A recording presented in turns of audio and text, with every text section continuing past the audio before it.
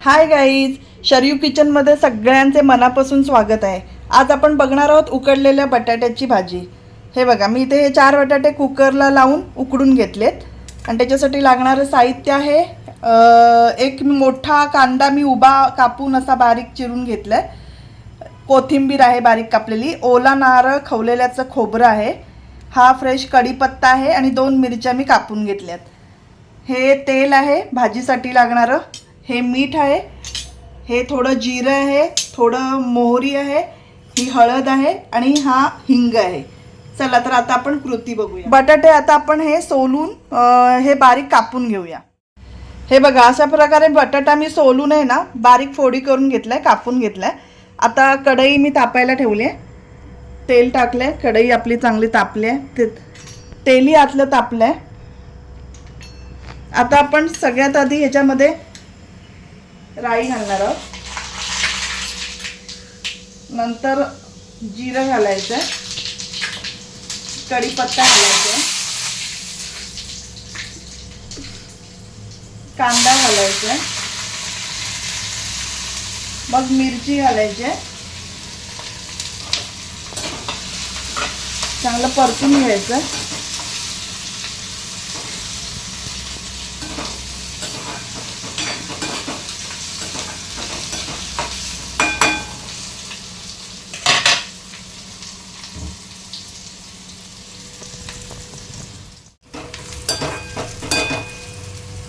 हे बघा, आपला कांदा मस्त ब्राऊन आता झालाय.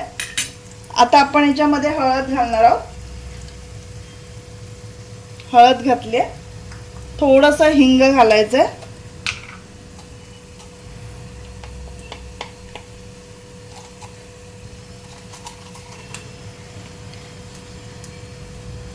थोडंसं हिंग घालायचं.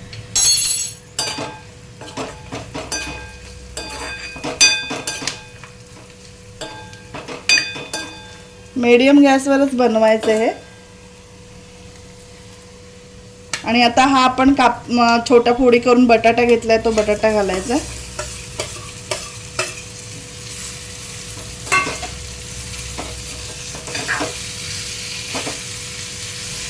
बटाटा चांगला खालीवर चांगला तेलात परतून घ्यायचा. आता आपण अंदाजाने मीठ घालून घेऊया. आपली भाजी आहे तेवढं अंदाजाने मीठ घालायचं. छान ह्याला ढवळून घ्यायचं.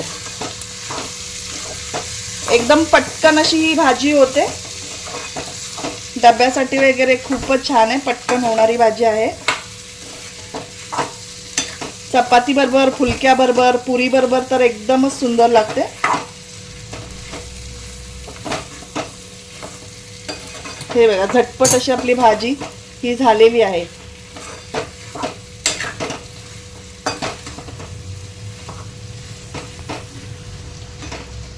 ही बघा, छानपैकी अशी आपली भाजी रेडी झालेली आहे.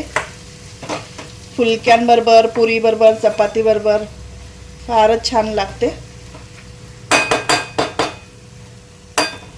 आता वरती आपण गार्निशिंगसाठी ओलं खोबरं घालणार आहोत. गॅस बंद करूया. ओलं खोबरं घालायचं आहे आणि ही बारीक कापलेली कोथिंबीर. आपली झटपट अशी उकडलेल्या बटाट्याची भाजी रेडी झालेली आहे. आणि अशा प्रकारे आपली ही मस्तपैकी उकडलेल्या बटाट्याची भाजी रेडी झालेली आहे. तुम्ही सगळ्यांनी नक्की करून पहा. लाईक करा, शेअर करा, सबस्क्राईब करा, कमेंट करा आणि असेच माझे व्हिडिओ पाहत राहा. Thanks for watching.